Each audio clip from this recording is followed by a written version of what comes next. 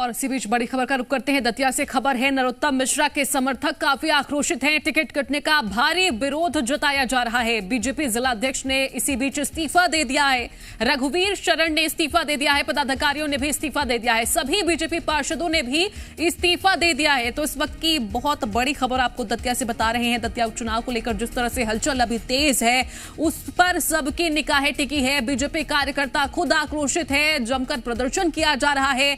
वहीं नरोत्तम मिश्रा के टिकट कटने पर समर्थक काफी आक्रोशित हो चुके हैं। उग्र प्रदर्शन किया जा रहा है। तो इसी बीच में बीजेपी जिला अध्यक्ष के साथ ही साथ जितने भी पदाधिकारी हैं, सभी ने इस्तीफा दे दिया है और सभी बीजेपी पार्षदों ने भी इस्तीफा दे दिया है। तो एक्सक्लूसिव खबर भी है, तस्वीरें भी आपको दिखा रहे हैं। एक तरफ इस्तीफे की कॉपी देखिए, जहां पर सभी जनप्रतिनिधि, सभी पार्षद और इसके साथ ही बीजेपी जिला अध्यक्ष ने भी, रघुवीर शरण ने इस्तीफा दे दिया है। तो दूसरी तरफ लगातार प्रदर्शन जारी है। हमारा दादा के साथ पूरा समर्थन रहेगा। जो नया प्रत्याशी है उसको हम लोग स्वीकार नहीं करेंगे। हम दादा के थे और दादा के रहेंगे। क्या चाह रहे हैं आप? दादा को दोबारा से टिकट प्राप्त हो।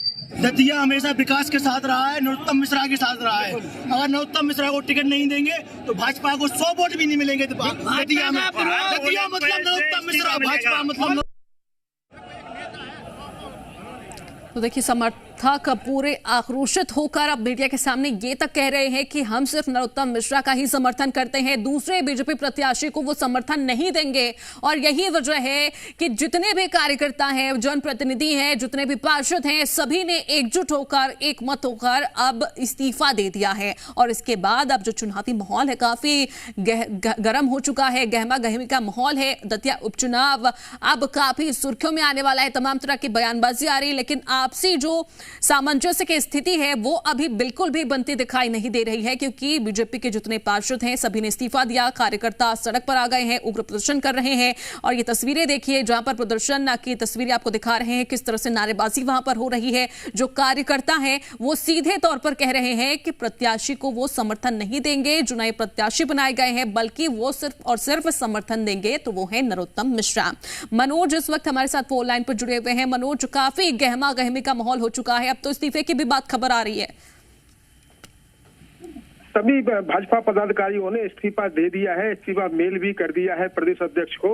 यहाँ के जिला पंचायत अध्यक्ष है, नगर पालिका अध्यक्ष है, भारतीय जनता पार्टी के जिला अध्यक्ष है रघुवीर सिंह कुशवाहा और प्रदेश कार्यकारिणी सदस्य विपिन गोस्वामी सहित सैकड़ों कार्यकर्ताओं ने इस्तीफा दे दिया है। सामूहिक रूप से हस्ताक्षर करके मेल भी कर दिया है।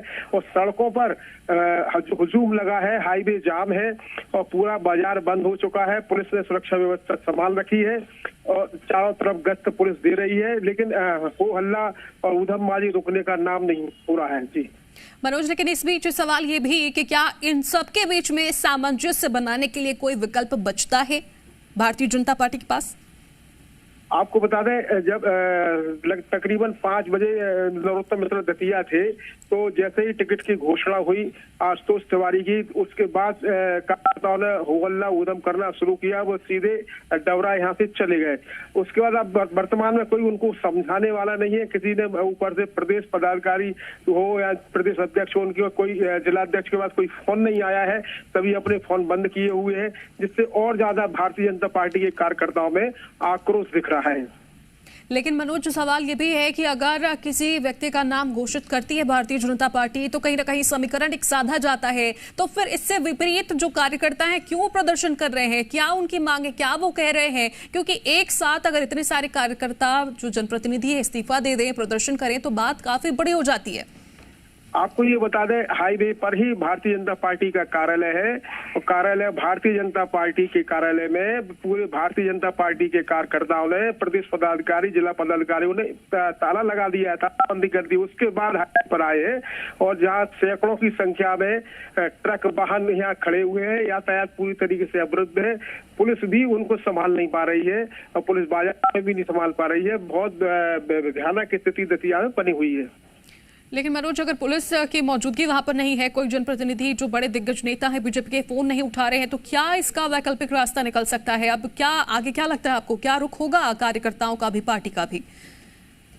अब खुद डॉक्टर नरोत्तम मिश्रा को यहाँ आना होगा, कार्यकर्ताओं को समझाना होगा, किसी तरीके से सामंजस्य बैठाना होगा।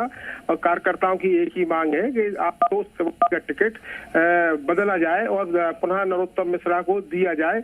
बात ये भी है कि 2.5 साल पहले नरोत्तम मिश्रा ने कहा था मैं लौट के वापस आऊंगा, एक बड़ी कविता बोली थी।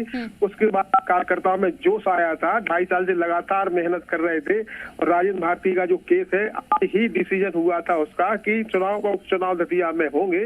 और भारतीय जनता पार्टी को क्लियर हो गया था कि अब उपचुनाव होने वाले हैं। नरोत्तम मिश्रा भी जोश में आ गए थे, कार्यकर्ता भी जोश में आ गए थे, जीत की नारेबाजी भी कर रहे थे कि हाँ अब चुनाव होंगे, पुनः वो लाइन दोहराई जाएगी कि मैं लौट के वापस आऊंगा। लेकिन यहाँ स्थिति टिकट ही बदल गया, पूरा माहौल ही बदल गया। क्या मुहावरे में अपन ये भी कह सकते हैं आसमान से टपके खजूर में अटके। तो भारतीय जनता पार्टी की यही स्थिति बन गई है यहाँ, जो खजूर में जाके अटक गए, जिस वजह से ये नाराजगी दतिया में देखी जा रही है। चलिए ठीक है, बहुत शुक्रिया, आप नजर बनाकर रखिएगा, आपसे अपडेट लेते रहेंगे मनोज। अभी वो भांडेर से हैं, पूर्व में हाउसिंग बोर्ड के दायित्व पर रहे, लेकिन दतिया से इतना ऐसा लगाव नहीं है। लेकिन दतिया अगर कोई स्थानीय कार्यकर्ता को भी अगर तवज्जो दी जाती तो कार्यकर्ताओं में इतना ज़्यादा निराश नहीं होता। लेकिन सभी लोग नरोत्तम मिश्रा जी को पसंद करते हैं, इसलिए सबका भाव नरोत्तम मिश्रा जी के लिए है।